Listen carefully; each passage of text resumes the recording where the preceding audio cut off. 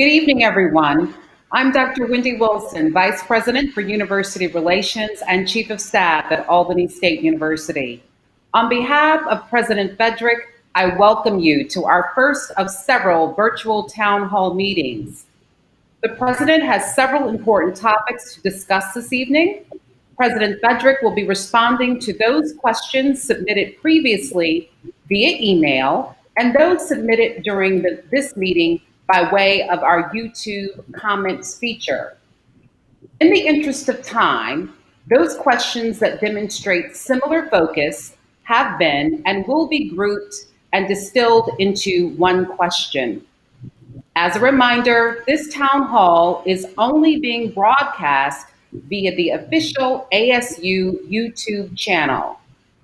Allow me to share with you tonight's agenda, which includes area updates on and from COVID-19 Task Force, Academic Affairs, SAC-COC, Enrollment Management, Student Affairs, Financial Affairs, Strategic Planning, Human Resources, Campus Reentry Planning, and Commencement Recognitions. With that said, it is my pleasure to extend the platform to our Albany State University President, Marion Ross Fedrick. Thank you, Dr. Wilson. Good evening, everyone. Thank you for joining us this evening from the safety of your home. I trust that everyone is safe and sheltering in place and diligently following the Centers for Disease Control guidelines. That's hashtag #MaskUpASU. I'm here in my office in Daisy Brown, practicing social distancing, and everyone else is wearing a mask who's in the room with me. Let me stop and just give a quick thank you to Mr. Fleming and the small team of 2 staff, James and Eric, who are in the room with me. They have worked hard to design and present this town hall for you tonight. So team, thank you. And it's only 3 in the room. ASU and Albany are tight-knit communities. So we all know someone who has been impacted in some way by this virus. That could be your colleague, a family member, or you yourself who has experienced the harm called COVID-19. Recovery for all of us will take time, and we need to actively participate in the healing process. With that said, let's take a moment of silence to breathe, meditate, pray, or give support to someone who has been impacted. Just 5 seconds.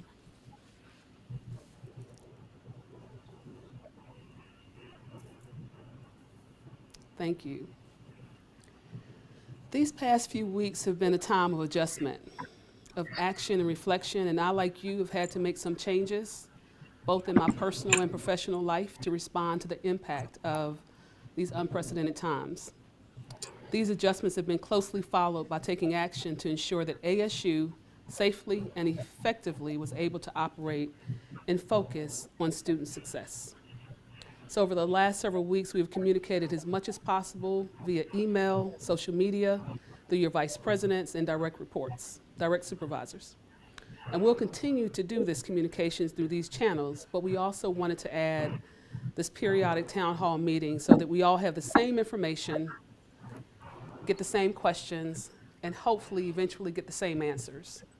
And I say that, and that's a hint to say we all need to be comfortable with the vagueness with which we live in today.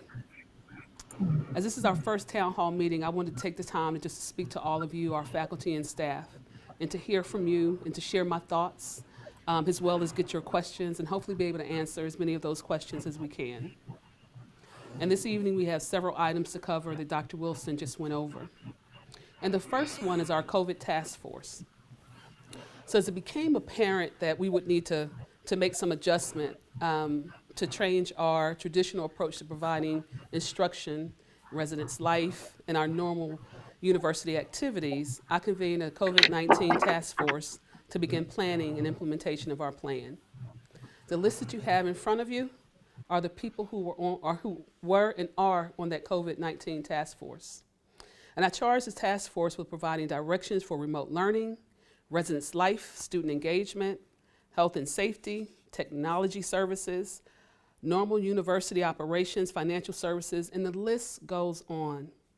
So during the months of March and most of April, the task force met twice a day, every day, including the weekends. And as we progressed along, we moved to 3 times a week, twice a day. And now we're meeting weekly as a team. The team is also meeting individually with many of you as we continue to plan and implement our strategy to address COVID-19. Throughout the pandemic, the COVID-19 task force has coordinated actions with the University System of Georgia, the Georgia Department of Public Health, Albany and Dougherty County, Georgia Emergency Management. They have been in conversations with each and every one of those organizations more than one time and has been consistent throughout the process. And our primary concern has been and will continue to be safety and well-being for our students, faculty, and staff. So it's important that you all know that this cross-functional team has been hard at work addressing many items. So they haven't had a whole lot of rest, but they all are so dedicated to Albany State that they have been at the table every single day. This ASU COVID-19 task force has done a phenomenal job throughout this process. And I want to extend my thanks to them on behalf of the university and encourage them to keep up the great work that they're already doing, because it's not over yet. Our next item is academic affairs. So I just have to start with a huge thank you to the faculty, ITS, and the team in distance learning for the excellent work that they dedicated to transitioning to remote learning. Within just 2 weeks, you designed each class for remote delivery. You filtered multiple calls from our students and the students' families. And you even became familiar with technology that you may not have used before this pandemic. You also calmed the nerves of our students and encouraged them to stay the course despite the vagueness that surrounded us. Thank you for your dedication and commitment to our students and our institution.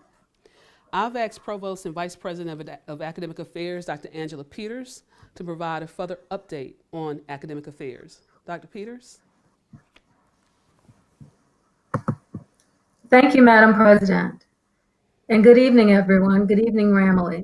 Our faculty and students did a great job preparing for online and remote instruction within a matter of weeks, just like the President just said.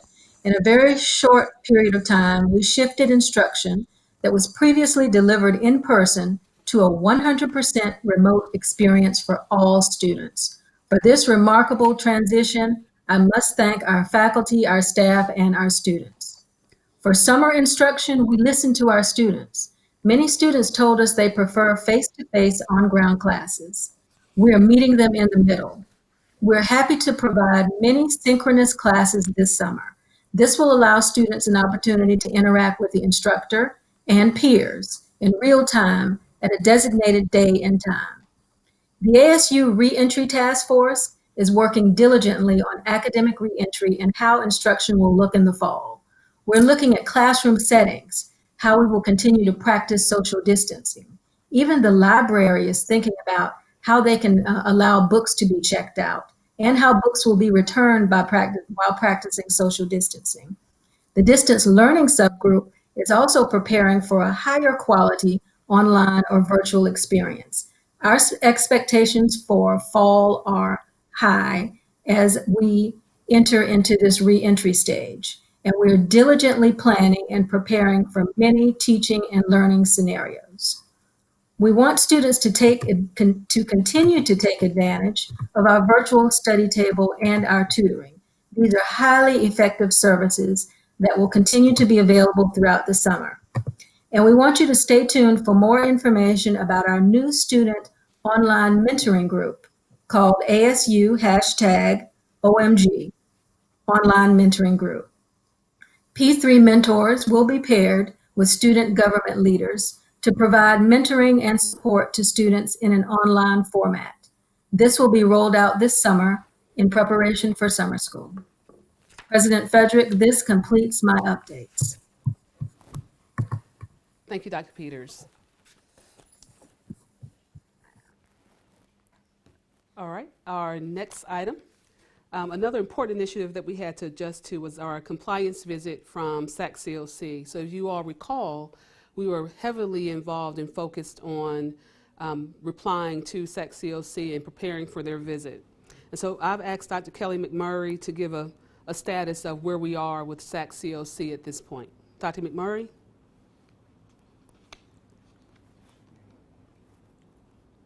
Hold on a second, Dr. McMurray.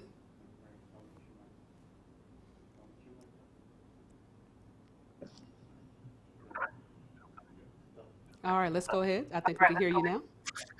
Okay. SAC-COC reaffirmation is a peer review process that helps shape the quality and development of institutions. The on-site visit for SAC-COC has been rescheduled for March 2021.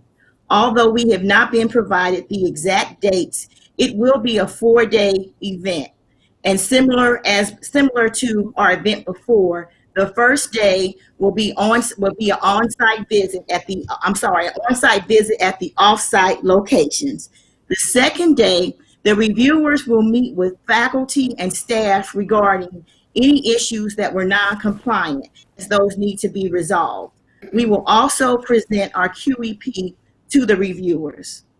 On the third day, the reviewers will meet with faculty and staff and students regarding the QEP, and they will also prepare their final report. On the fourth day, they will report out the findings to the president, and we will know the findings of the report. Our reaffirmation, we will be reaffirmed in December 2021 in Dallas, Texas. And we will now be on, instead of a 10-year cycle, we will now be on a 9-year cycle. In regards to preparation, we will resume preparing this summer and fall for the QEP as well as the SAC-COC interviews. I have already sent out the self-studies to individuals and committees, and I will continue to prepare you for the visit. Please make sure you attend the meetings. In terms of our QEP is a plan that identifies issues that deal with assessment. Our topic is guiding persistence to success. It's designed to strengthen our progression to completion rates. It is a 5-year plan and it focuses on student success. We will accomplish this through 5 strategies: progress reports, advising model, study tables, peer mentoring, and course redesign. You will hear more information about the QEP and the SAC-COC visit in the coming weeks. President, this concludes my report. Thank you, Dr. McMurray. So at a time like this, when most institutions, all institutions, are concerned about school and enrollment, what this pandemic will do to the student body come the new academic year, our Department of Recruitment and Enrollment Management has continued to be active and diligent, working on recruitment, admissions, advising students. And I've asked our Vice President for Enrollment Management and Student Success, Vice President Kenyatta Johnson, to give some highlights on some of the work that's being done. And before she starts, I do just want to give a shout out to that team. They have done call logs, campaigns, a lot of different things in order to make sure that we will be ready for academic year 2020. And with that, VP Johnson, I'm going to turn it over to you. Thank you, President Fedrick, and good evening, everyone. I'm excited to share an update on our summer and our fall enrollment by the numbers. For summer 2020, we currently have 2,362 students registered. This is a 39% increase from where we were this time last year. This is a direct result of the commitment of all of our academic success coaches and faculty advisors in prioritizing registration despite the circumstances. We have extended summer enrollment to May 15th, and this is an effort to accommodate all of the registration appointment requests that we're receiving. With the continued recruitment efforts and the marketing around our Golden Ram Guarantee and our synchronous course options that Dr. Peters spoke about, we remain confident that students will still choose Albany State University. For fall 2020, we currently have 4,258 students registered. This is a whopping 74% increase from where we were this time last year. With over 12 weeks remaining before the start of the fall term and the virtual recruitment efforts underway by enrollment management and our campus partners, we are confident that our fall 2020 enrollment will remain strong. Next slide, please. I want to extend a huge thank you to the enrollment management and student success team. Immediately after transitioning to our remote work locations, the team, with assistance from our amazing technology staff, they've been able to answer calls, conduct virtual advisement sessions, recruitment sessions, as well as financial aid counseling sessions with our students. With assistance from admissions and recruitment and our talented marketing and communications team, our recruitment efforts went into overdrive when we transitioned to a remote environment. And I'm pleased to report that during the month of April alone, we received 2,419 applications for admissions. I hope each of you have had an opportunity to see the pictures of our new Golden Rams that we shared on our website and social media pages on May 1st, National College Decision Day. I also want to say thank you to Dr. Peters and our colleagues in academic affairs for the continued collaboration in preparing for our summer and fall semesters. Lastly, I would like to encourage each of you to give yourselves a round of applause. Because of your commitment to success of our students, we have presented 626 potential graduates for spring 2020. This is a 28% increase from spring 2019. President Fedrick, that concludes my report on enrollment management and student success. Thank you, VP Johnson. They have done a lot of work to keep us strong coming into fall 2020.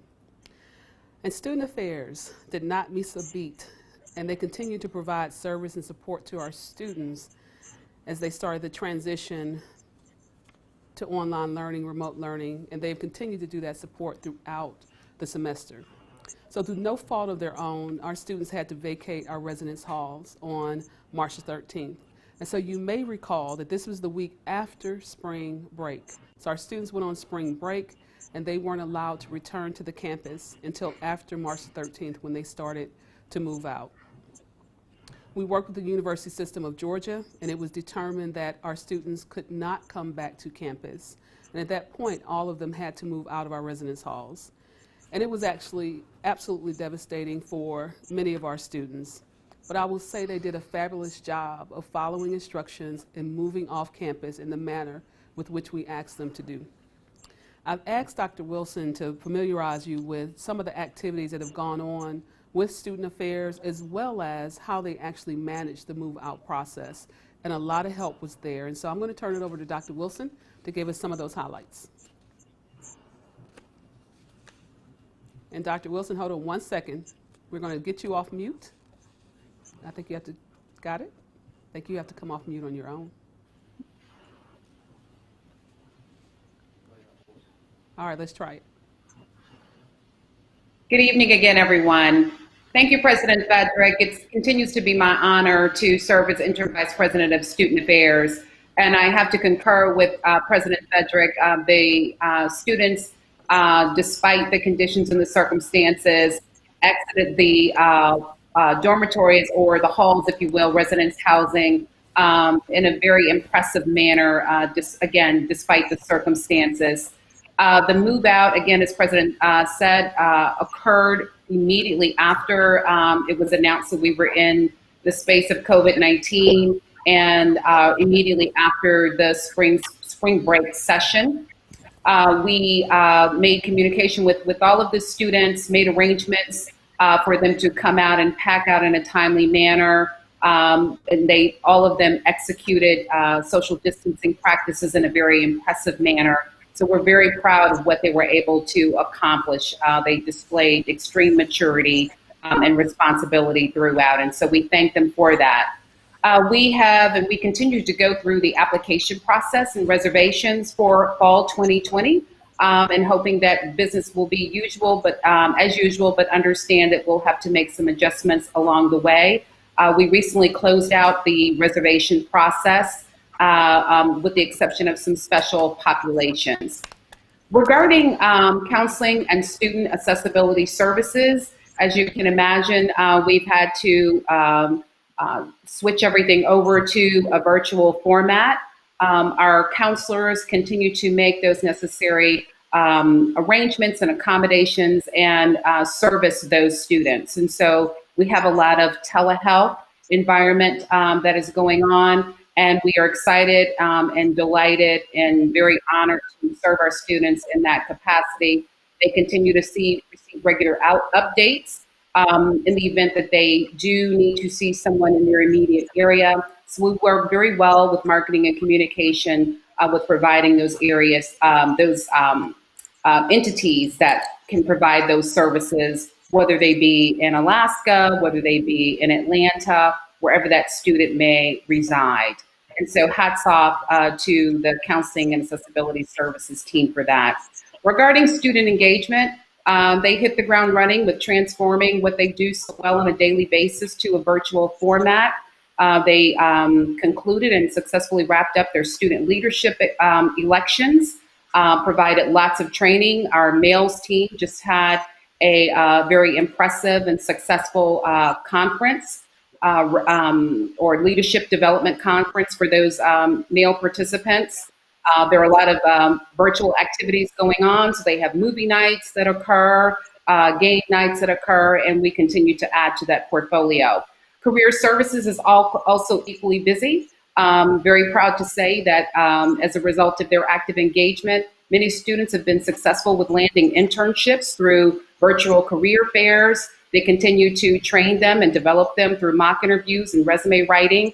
And recently, as last week, we learned that we had a student that has been hired at Goldman Sachs. So that has been extremely successful. And then last but certainly not least, we know that we have students that are oftentimes in need, despite the traditional resources that are in place. We are very fortunate at Albany State University to have been awarded the Trellis Grant in conjunction with, we collaborate and work with our student success area. But what that area or that avenue provides is emergency funding for our students. And so we've had many to take advantage of that amazing resource. As you know, a lot of our students don't always necessarily reside on campus. So we've been able to assist students with utility bills, with rent for those who had to then relocate back to their permanent home of residence, and a myriad of other needs that they may have. We continue to do an excellent job. And again, hats off to the team that reside under the Student Affairs umbrella. President Fedrick, that concludes my report for this evening. Thank you. Thank you, Dr. Wilson. So because our student body has come to expect a certain level of service from our Student Affairs group, as well as others in their support, I also asked 3 of our vice presidents to mobilize their teams in support of our students. So I'm going to ask Kenyatta Johnson, Bill Moore from Information Technology, and also Sean McGee from Financial Services to come up and talk to us a little bit about the services that they have provided through their teams for these mobilized services. And we're going to start with VP Johnson. Thank you, President Fedrick. Shortly after the transition to remote instruction, we immediately began discussing concerns for the well-being of our students, our faculty, and our staff. During the first week of remote instruction, the RAM Central team led by Ms. Octavia Parker conducted a How Are You Doing text campaign using Goldie, our artificial intelligence chatbot. We wanted to ensure that our students had the technology and other resources to transition into remote instruction. And with the support of IT, academic affairs, and other campus partners, we were able to quickly respond and address the concerns of our students, whether that was providing a laptop, a hotspot for internet connection, or putting them in touch with their instructor. And as the pandemic continued to worsen and Albany began to be featured in the news, the president and her leadership team expressed concern about the well-being of our campus community. The RAM Central team and volunteer staff from across the institution made over 6,000 calls to students, faculty, and staff to simply inquire about their well-being. It was amazing to see the impact we were able to make on our campus community by a simple phone call. I want to say thank you to everyone that assisted with those phone calls. The wellness campaign was a true demonstration of just how strong we really are. I will now turn the program over to my colleague, Mr. Bill Moore. Good evening, ASU. In response to mobilizing ASU operations, as Ms. Johnson just alluded to, ITS purchased over 100 laptops for students' classroom instruction needs and provided other online solutions to each of these areas for incompatibility issues with our diverse population. In addition to that, information technology has recently opened our largest computer lab on campus for local students to use so that they can complete their classroom assignments while practicing social distancing. ASU has also partnered with other USG institutions and is now providing network access, wireless network access from any USG institution in the state of Georgia using your own Albany State University credentials. I'm now going to return this over to Mr. McGee to discuss student refunds. Thank you, Mr. Moore. Shortly after the students were required to transition to online, there was a significant focus both at our university and at the university system as a whole as to how to appropriately refund students for unearned, unused portions of fees or charges that they had paid for spring term. We worked closely with the system staff and with guidance that was provided to all of the university system institutions. ASU developed, submitted, and had an approved student refund plan early in April. We were then able to refund the approved charges for housing, dining, our transportation fee, and our card access fee for the portion of the term that we transitioned students off of campus and into the online delivery of courses. All of those refunds have been issued at this time. In fact, they were all issued as of mid-April. And the other fees that I did not mention were retained for the continuing operation for the purpose of that fee, although some planned usage may have had to be transitioned because of face-to-face versus an online delivery of a particular service to a student. President Fedrick, that completes our update on our mobilization related to student success initiatives. Thank you. And as you can imagine, every action that we've taken so far has financially impacted our institution. Those steps, I do say, still were required and in the best interest of where we are and also of our students. So just this week, you received a letter via ASU Info, and that letter was from Chancellor Wrigley. His letter was to the University System of Georgia's faculty and staff, and the letter announced a 14% reduction in the FY 20 and 21 operating budgets. And that's a proposal, not necessarily making it happen right now, but it is a proposal that we are actively working in. So on the screen, you see a copy of that email. Each of you have that email in your inbox. Hopefully you've already read it. If not, you're not going to read it on that screen, but you definitely can read that in your emails. And that came through ASU Info. So please take a look at that. And what I'm going to do now is I'm going to turn this over to Sean McGee to go into a little bit more detail in reference to the proposed reductions. Mr. McGee? Mr. McGee? Thank you, President Fedrick. As the President mentioned, the Chancellor's letter did come out last Friday. We have been anticipating some instruction for some time, and Friday was when we first got a number to plan toward. As you read in the letter, and many of you have asked, the target is a 14% reduction, and as stated, that's just a target. It's not an allocation at this point, but it's a number to plan to. For ASU, that amount is approximately $4,065,000. So far, we've received some instructions from USG as they are planning as well, just as we are.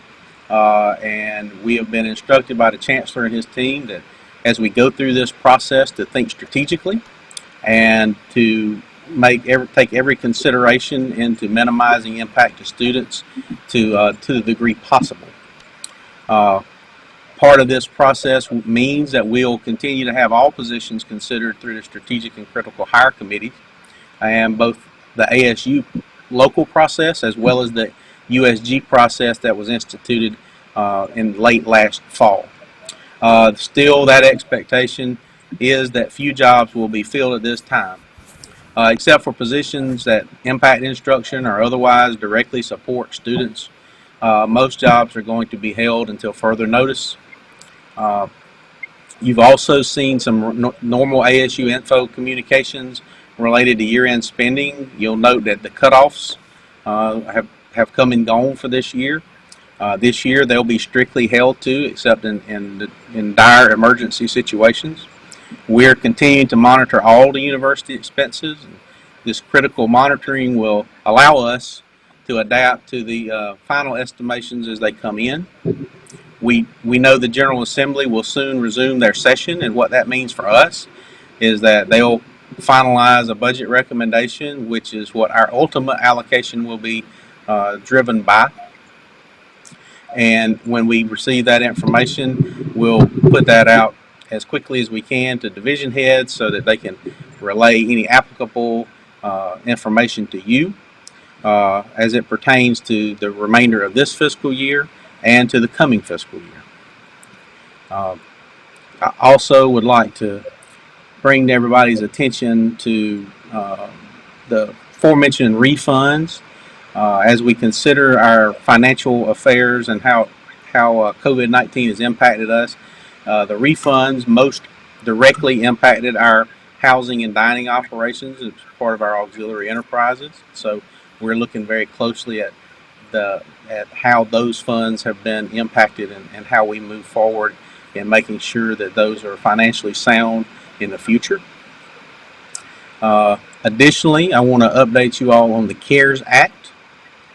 The CARES Act, as you are aware, is a federal government appropriation of funds to institutions of higher education that was a direct response to support students and campus operations. We've received the first portion of those funds. Last week, we submitted and received our approval from the university system on our plan to how we would award funds directly to students. Based on the guidance that's been provided by U.S. Department of Ed and the university system. We've shared those specifics with our students through campus communications. That same information has been provided to faculty and staff, so as you talk, you can kind of direct them to the posted info that they should have received already. All students who are eligible under this program as defined by the program itself for our institution will receive an award in the amount of $645. Those students who did not complete a FAFSA for the 1920 award year will still have the opportunity to complete one, which would establish their eligibility and give them an opportunity to receive this additional $645 as well. This spring, you had to be a student in the spring to be eligible for this money, and not only have Title IV eligibility, but you could not have already been in 100% online delivery as at the point we transitioned. An update we've got today is that our refunds, or not refunds, our grants to students related to this were processed today. So our students should start receiving this money tomorrow or Friday. President Fedrick, that completes my update as it relates to the campus budget planning and the CARES Act. Thank you, Mr. McGee. And as you also can imagine, as we're going through the challenges that we know we're going to be facing and need to address over the next couple of months, like enrollment, like budget reductions, like possibly a different way of offering classes in the fall, we also need to continue with our strategic planning as we move forward. And so as you know, we launched our strategic planning effort in 2018, and then in early 2019, Dr. McMurray joined us as Vice President for Institutional Effectiveness.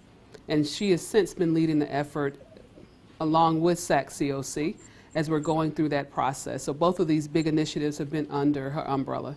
We had planned to actually start rolling this out in April, And unfortunately, we've had to pivot and redo kind of what we were thinking about rolling out our strategic plan. But what I want you all to at least be aware of are the goals and other things that are in our plan. And so I've asked Dr. McMurray if she can go over some of that with us, because I think it is key in how we get forward through this COVID-19 crisis. Dr. McMurray? Thank you, President Fedrick. As you stated, in fall 2018, we launched our strategic planning effort. I'm pleased to report that we have finalized our goals and our objectives. Additionally, upon further reflection, we decided to expand our plan from 3 years to 5 years, beginning in fall 2020 and continuing through 2025. Additionally, in fall 2019, we conducted an organizational health climate assessment. This process was led by Dr. Wendy Wilson and Dr. Angela Peters. The recommendations from the assessment have been woven into the strategic plan. Those recommendations were for us to examine productivity, morale, and employee engagement. Later this summer, you will receive an invitation to participate in another town hall where we will discuss in detail the strategic plan as well as the climate assessment. However, I wanted to share our objectives. So our objectives our goals and objectives. Goal 1, student access and success. And you'll notice that I have sample objectives under each one. So goal 1, student access and success. That goal is ASU will increase student completion rates through transformational student experiences. And one of the objectives here is increasing enrollment through targeted recruitment efforts and ensuring long-term stability of the institution. Goal 2, institutional sustainability and responsible stewardship. This goal represents that ASU will increase and sustain university-wide resources to support and advance student success and institutional priorities. Here, an example, one of our sample objectives is expanding the university's resource base by cultivating new avenues of funding and pursuing opportunities to enhance existing resources. Goal 3, partnerships and economic competitiveness. ASU will continue to build cultural and economic partners with the local, state, national, and global communities. And a sample objective is building relationship with targeted community organizations to assist with entrepreneurship and service opportunities. Goal 4, leadership. ASU will develop innovative, versatile, and culturally responsive leaders. And here again, we have a sample objective, identifying and developing campus-wide performance expectations that support an emerging and innovative institution of higher education. Together, these goals are the 4 distinct areas that will guide ASU's strategic efforts and serve to reinforce the institution's mission and vision. You will hear more about the strategic plan in the coming weeks. President, that concludes my report. Thank you, Dr. McMurray. So hang in there, y'all. We're getting close to the end, but we have just a few more items to cover. And the next one is our compressed summer schedule. So in the past, ASU has enjoyed a compressed work week during the summer. And we have not been able to do that over the last couple of years because we have been heads down, focused on making some serious improvements. And frankly, we needed that time and that Friday in order to get that work done. I do think, though, it's appropriate for us at this time to return to a compressed work week for the summer. So to give everyone a little bit of time to get that started, I'm instructing our cabinet and your supervisors to actually speak with our faculty, with our staff, and actually see if we can go to the 4-day, 10-hour work week. And then Fridays will be not a day of work for Albany State University. And of course, there are some positions that may not be able to do that. Totally understand that, and we will adjust accordingly.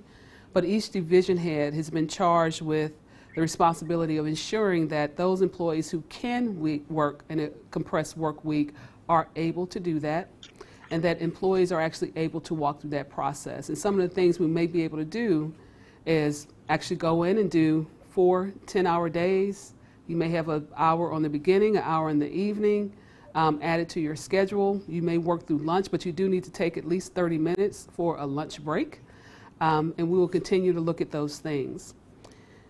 So those staff that cannot work or cannot do the compressed work week will continue to go through that as well.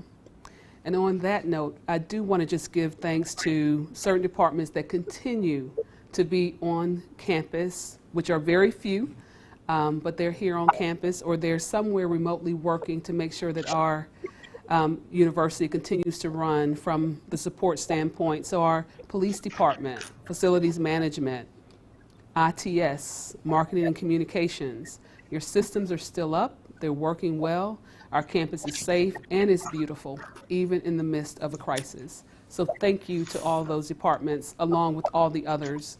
And those are some that have been continuously on campus as needed. So I really appreciate that. The next item we're going to go to is employee support and benefits. As I said in the beginning, this pandemic experience is different from anything that we've dealt with in the past. Yes, we have seen many things. We've seen floods, we've seen famines, diseases, and other tragedies throughout history. Still, we have never been as connected as we are now, where we actually see every step of this pandemic rolling out right in front of you. From Facebook, news reports, Twitter, Instagram, everything is about COVID-19 and the impact that it is having on people's lives. Here in Albany, we experienced it much more closely, being a hotbed for the disease very early on. And so our emotions are acute for us during this time frame, and we need to have compassion and patience with each other. I want you to be safe and well.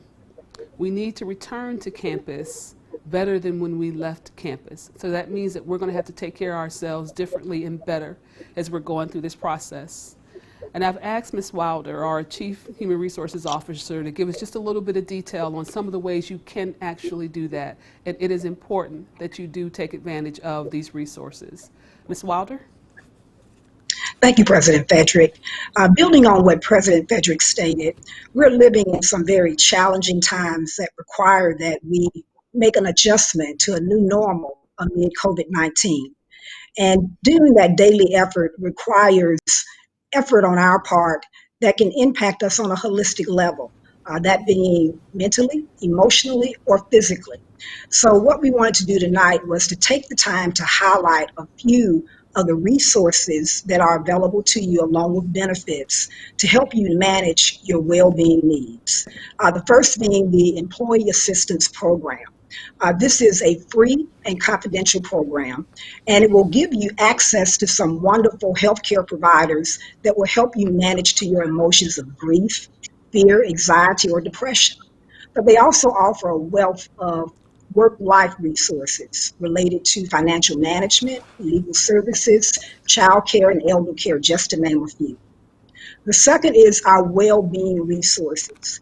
As the president mentioned, we want to come back to campus better than we were. So we also have to focus on our physical health. So you may have goals of losing weight, quitting smoking, managing your stress. If you have Blue Cross Blue Shield or Kaiser, the phone number to contact to gain that support is listed on the slide itself. And then finally, in regards to leave options, if you or a family member become ill from coronavirus, please contact Human Resources so that we can help you to identify what leave options may be available to you as you self-quarantine or care for a family member. And my final closing remark is a reminder of a fact. The fact is that we are family, and as family, we support one another. So definitely, as the president encouraged you to do, utilize these resources, but also lean on one another, listen to one another, provide support to one another. And although these are some challenging times, some dark times, these times shall pass, and we will be left standing. We will be left standing as a proud member of the ASU family. President Fedrick, that completes my report. Thank you, Ms. Wilder. So if you need assistance, please reach out. Should you need anything, contact your supervisor or our Human Resources Department. They're all waiting to help. So don't hesitate to reach out and ask for that help. So our next item is Fall 2020 Campus Reentry. I know we're all anxious to be back to a regular routine, and for some of us that means returning to campus. Many of you have asked to return to campus now, but unfortunately, that is not possible at this time. We are all working remotely and will remain that way for at least a few more weeks and possibly even longer. The health, safety, and well-being of every member of ASU is our top priority. And only when we can address and make sure that people are safe will we return to campus. So with that mindset, and to think through the reentry process, I convened another task force to be the thought leaders for the reentry process. I've appointed Sean McGee and Kenyatta Johnson as the leads of that task force, as the co-leads of that task force. And I've also asked Sean McGee to go into a little bit more detail about what that task force is doing, the members of the task force, and what we can expect next. Sean? Thank you again, President. Yes, so I'll give a quick nod to the President's earlier comments about the COVID-19 task force and the dedication and the efforts and energy that they've put into dealing with the situation we all find ourselves in.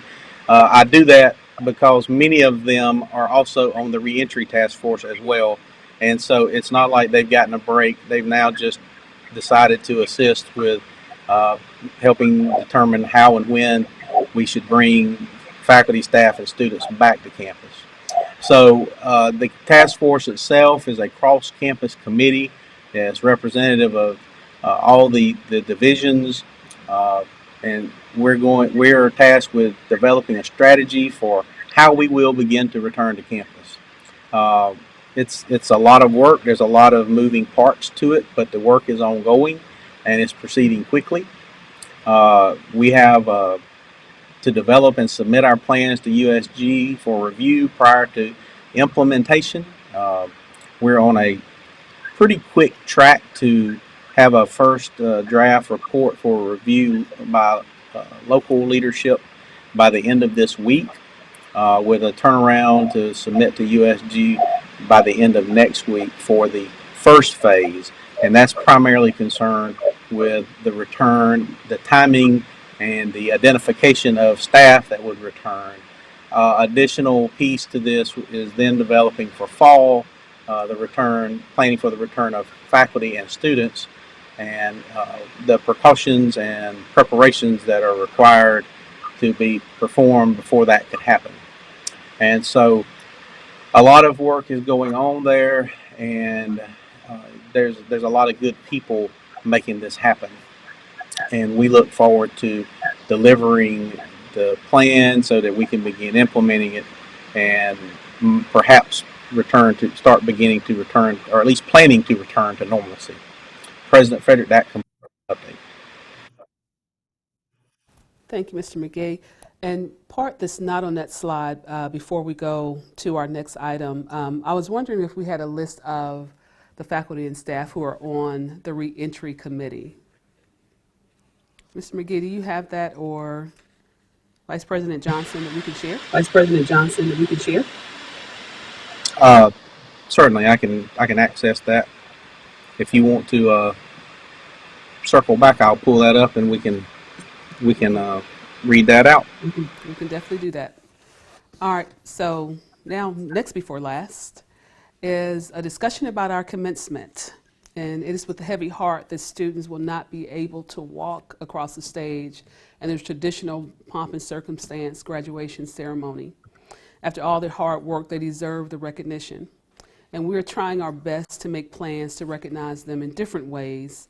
And I've asked Dr. Peters to share some of those activities that are ongoing. And I want to reiterate, and she will do the same thing, that every activity we're doing, of course, depends on the health of the nation, the health of Albany, and how we're doing and whether or not we are able to do all of these. But I'm going to turn it over to Dr. Peters so she can talk a little bit about the plans that are already underway for our commencement recognitions and ceremonies. Dr. Peters? Thank you, Madam President. National HBCU Commencement Celebration will be held on May 16th, 2020.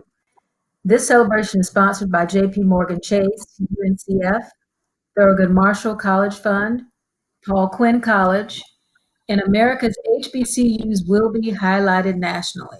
Additional details regarding this event will be shared in the coming days through our ASU info.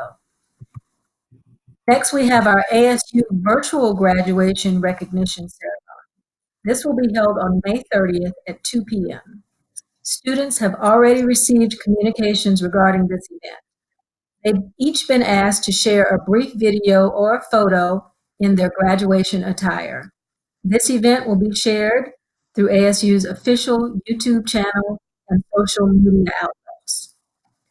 And then lastly, for spring 2020 commencement ceremony, we of course want to honor our students here in Albany. As conditions permit, we have tentatively scheduled our spring 2020 commencement ceremony for Friday, September 25th, 2020. Additional details regarding this event will be shared this summer. And please know that we are diligently continuing to plan these important events. And just as the President has mentioned, safety and security is at the forefront of all of this planning and everything that we do here at ASU. President Fedrick, this completes my updates. Peters. And I will go back to Sean McGee. This reentry task force is so important. I want you all to know who they are, and Sean has already talked about some of the work that they're doing. But Vice President McGee, if you don't mind giving the names of those participants, I would really appreciate it. Members of the reentry task force are Dr. Vicki Phillips, Miss Octavia Parker from Ram Central, Dr.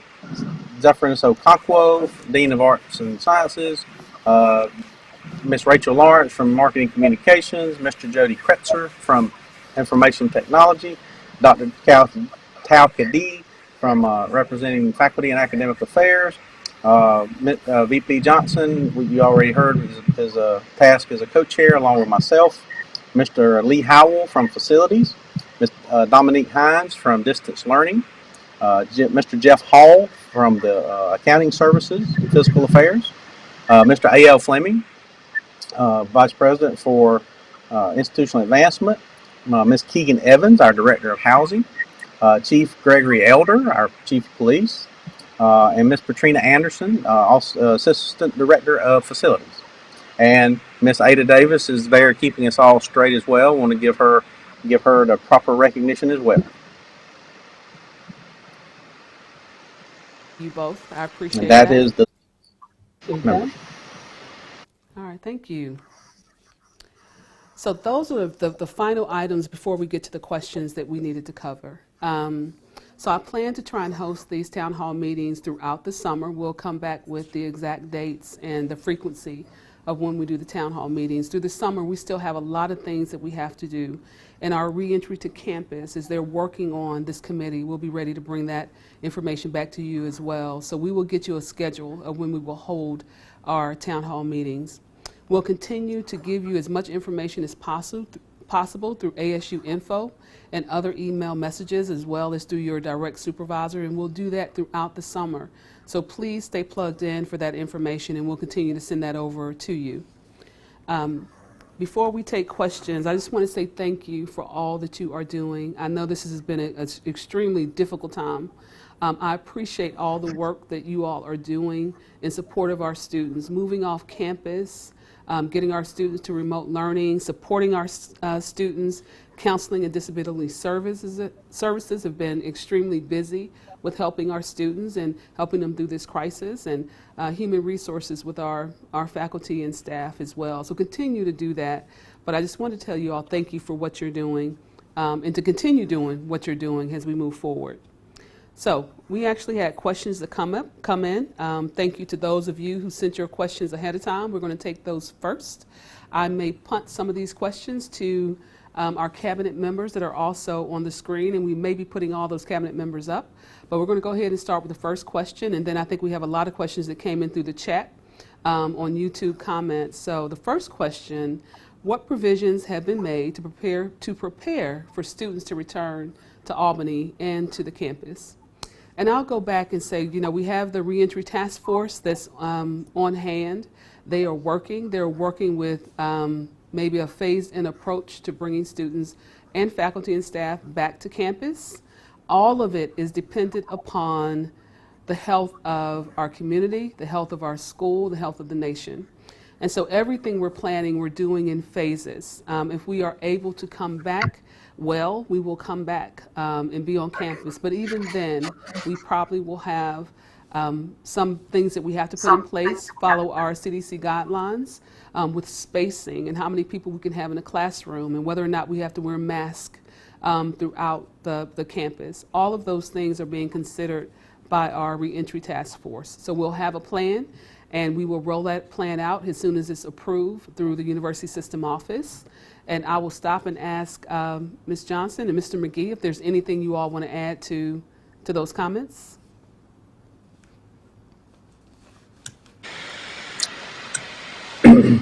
I'll just reiterate what you said. Those are the exact types of tasks on the task list that the team is addressing. Everything from mask to signage to appropriate consideration of adjusting classroom sizes should we have to practice social distancing. And so there's a large amount of work going on around determining how to do this in a way that still provides maximum safety opportunities for the faculty, staff, and students. And Ms. Johnson may want to add some additional comments as well. Thank you, Mr. McGee. Thank you, Mr. McGee. I will add that we're also working with HR to put in place protocols for those of you who have to care for loved ones or family members that may be sick, or if you have high-risk conditions that prevent you from being able to return to campus. We're putting protocols and provisions in place to address those as well. And that's all the comments I have, President Fedrick. Thank you. And faculty and staff, if there is something that we need to think about that you think we're not thinking about, please send those questions to both VP McGee and Johnson, and include Bridget Wilder as well from Human Resources, just in case if it is an employee or faculty staff related issue. So please send us those. There are things that I'm sure we can miss, so I want to make sure that we cover that. We're going to go to the next question. Based on our current budget, what does 14% amount to in total dollars? Will this amount also cause for an additional budget cut in FY22 of another 14%? And Mr. McGee, I'm going to throw that one right over to you. Thank you. Thank you, President Fedrick. So 14%, as I stated earlier in the prepared program for Albany State, is approximately $4,065,000. As far as the point of would it be an additional budget cut in 22, we don't know what 22 would look like, but typically if 14% were to be ultimately reduced from our base for 21, it would continue into 22. That's typically what we would expect to happen. So not another 14 on top of a 14 cut unless unless the situation were to worsen and dictate something like that. All right, thank you, Mr. McGee. And there are a lot of factors that go into that. All right, we're going to go to the next question. Do you see furloughs in our future in any department? So part of the additional instruction that we got from the University System of Georgia was to consider whether or not furloughs would be necessary. Here's what I would say about furloughs, though. Number one, it could be on our list if during our budget reductions, if that's what we have to do. But furloughs are also a temporary fix. So if we have a 14% reduction, we're probably going to have to do something that's more permanent than just furloughs. So in addition to furloughs, there may be some other actions. We don't have the answer yet, but as soon as we do, we will be sharing that with all of you. And our financial task force is working on that, is diligently working at every option. Of course, we want the least amount of negative impact as possible, but when you're looking at that large of a dollar amount, we will have to do something that's probably a little bit more aggressive than we would during normal times. So, and we'll keep going with that question. Our next question, how are you holding up during this crisis time? And how do you want us to let people in the community know, what do you want us to let people in the community know about the status of ASU opening in the fall? So thanks for that question. I really appreciate that. I think, you know what, it has been difficult for everyone. It's been difficult for me. My family is going through the same things that your family is going through. But I will also say that I think with the support of all those around us, we are doing very well. So I appreciate that. I remain optimistic about the future of Albany State, about what we have to do next. I feel very optimistic when I see a lot of you and talking and engaging, and I appreciate that. I'm getting emails, calls. Dr. Hood actually sent me a Sunday pep selection that she played on the piano, and that was really encouraging. So I appreciate all of that. When you're out in the community, I think it's really important that you let the community know that we're here to help support them as well. We are our community, and so we're here to help support them, as well as encouraging them to enroll and engage with Albany State, have people to sign up for Albany State. We are one of the best institutions, in my opinion, around, and so I want to make sure that we continue that enrollment. So encourage them that way. And I think as long as we continue to be positive, to be optimistic, to when we come to an obstacle, when we work towards it, we'll be okay. That okay may be different than what we've seen in the past, but I think as long as we continue to work really hard on what we're doing, things will get better. And we're going to go to the next question. Is there a possibility for faculty who have face-to-face traditional online courses to convert those classes to a complete online format? And what I want to do is put that one over with Dr. Peters and see if she can answer that question for us. Dr. Peters? Yeah, hello everybody.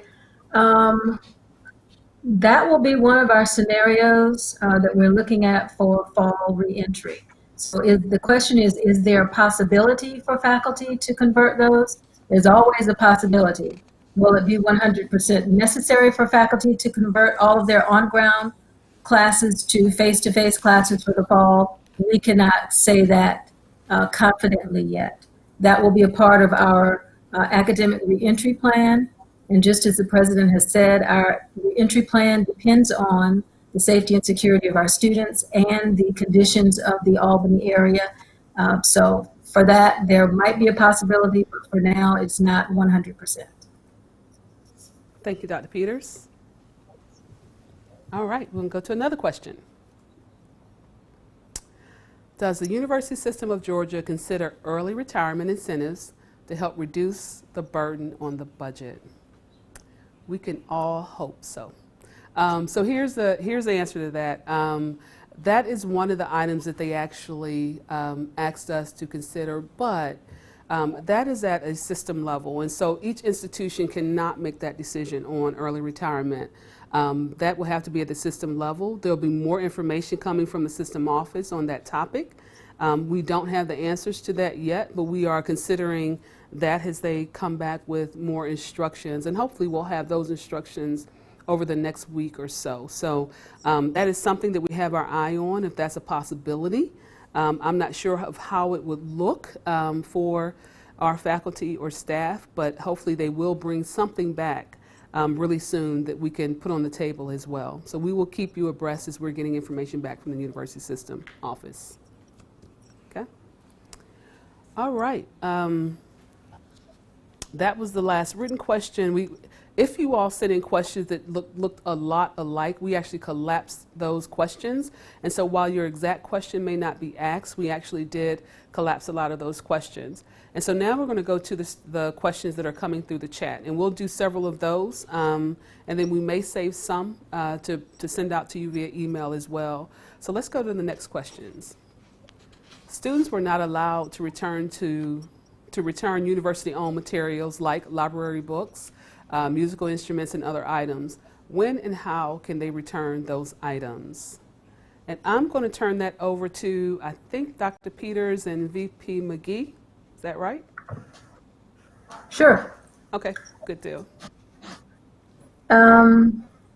We're asking the students to hold on to those items until the university is in a position where we can open and allow the successful return of those items. So for now, we're asking you to hold on safely to those items until we know that the university is able to accept them, which means that the university would be open to accept them. Okay, some more information. Thank you, Dr. Peters. Mr. McGee, was that it? Or did you have any other questions or feedback? All right. Thank you, Dr. Peters. So we will go to the next question.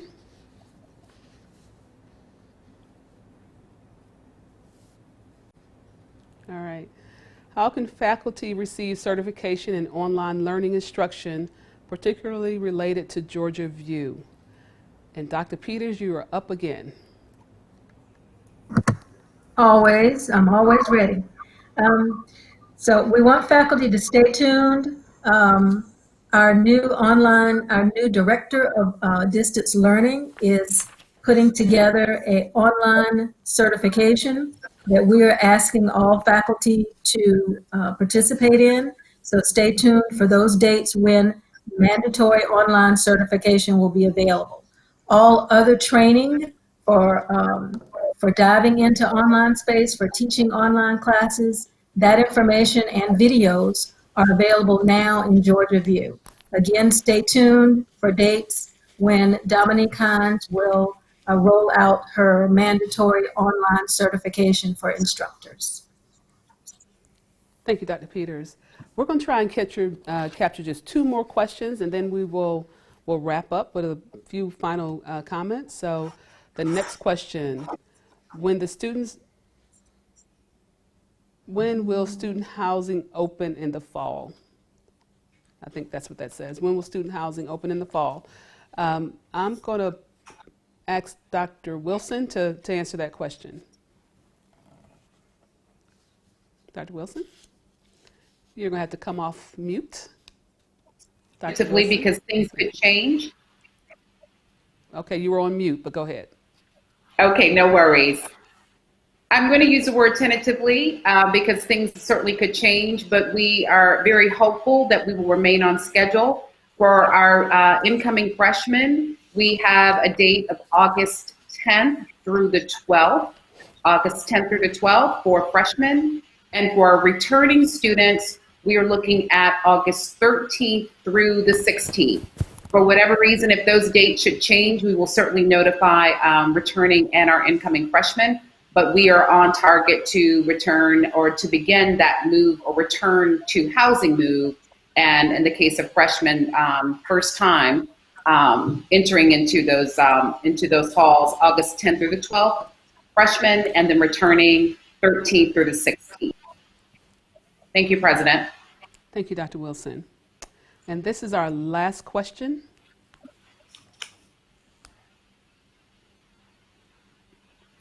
While we're waiting to pull that last question up, I want to ask Ms. Wilder if she could talk a little bit about our sick leave bank. That's new for Albany State University. And Ms. Wilder, I know it's off key a little bit, but if you have an opportunity to speak to that, I would appreciate it. Certainly, President Fedrick. The sick leave break program went into effect on May 1st. This provides an opportunity, if you had an opportunity to enroll last month, to access additional sick leave to care for serious health conditions related to yourself or family members. But you must have completed the eligibility form last month, and the program went into effect May 1st. We have our policy posted on the HR website. You also can consult with HR so we can help you to assess whether this bank would be applicable to you and share with you additional information about how you can withdraw each quarter. And that's just a high-level overview of the sick bank program. Great. Thank you, Ms. Wilder. All right, our last question.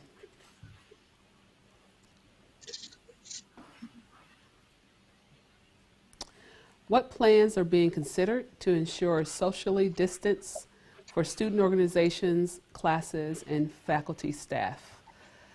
So that's a big question.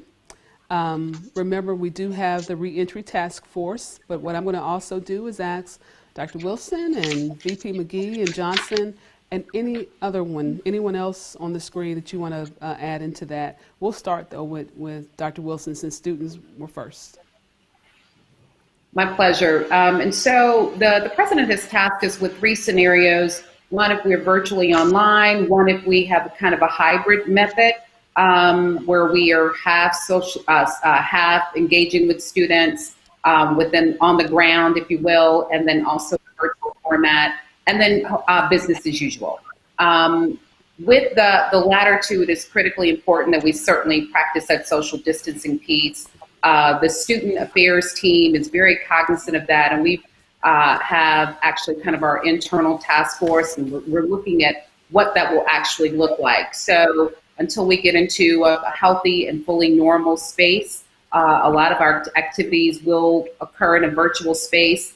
And when we do have those that will require us to engage physically with one another or with the students, it will, of course, be paramount to practice those social distancing techniques and safety measures. So we're certainly on top of that. The educational process will begin as soon as we put something formal in place and get that approved by the reentry task force and then has President Fedrick.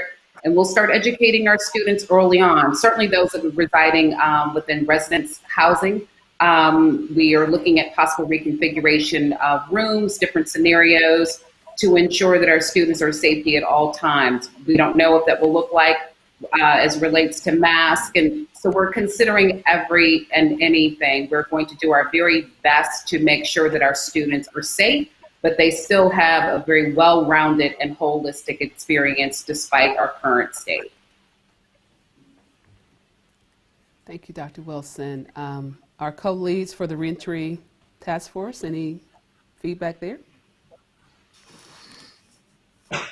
Mr. McGee or? Dr. Wilson. No? Very similar to Dr. Wilson's comments, but on a holistic level, the reentry task force is taking into consideration availability of space. So I think I mentioned earlier, we're doing part of this task is there's an inventory of classroom space and how to accommodate as many students in there, but still maintain the social distancing. Do we need to reconfigure? I think you heard Mr. Moore speak about opening a lab currently on campus. They've adapted the layout of that lab through the space between workstations to allow for social distancing. Those are the types of things that the reentry task force will be taking into account and putting in our plan to implement by fall, depending on what scenario we land at with recommendations from USG and the CDC. And Ms. Johnson might have some additional comments she'd like to add. Thank you, Mr. McGee. I will add that for our spaces that are common spaces, in particular RIM Central and our call center where we have employees working in close proximity, we are looking to do staggered work schedules. So some employees may work on Monday, Wednesday, and Friday one week and Tuesday and Thursday the next week and alternate that. So those are options so that we can practice social distancing or physical distancing in those areas where they do work in close proximity. And for our customer-facing areas, such as the front counter at the health center, at RIM Central front counter, and at the testing center, we're looking to put physical barriers up, such as plexiglass or some other type of physical barrier to protect our employees and our visitors. And that's all that I'll add. Thank you all for that. I will also say we're working on masks, so making sure that if we are required to wear masks or if you want to wear masks, that there's an opportunity for masks to be available for our faculty and staff as well. So we're looking at that. I don't know if you saw last night, we actually had Giving Tuesday where you could get a mask for a small donation to the Albany State Foundation. So continue to look at that. That's a possibility as well if you want one before you return to work. So we're going to stop questions. So that was the last question, and we're going to wrap up. Everything that we've gone over today will be posted on our website under the Office of the President. We'll also have this available for playback as well, if you care to do so, to make sure that you captured everything that we covered in this session. So until the next time, take the time to care for your spiritual, emotional, mental, and physical well-being. Hopefully sooner than later, we will be back together again. Just take the time to rest during this time frame while you're getting your work done, of course. But we miss all of you, and we hope to get back together really soon. Go Rams.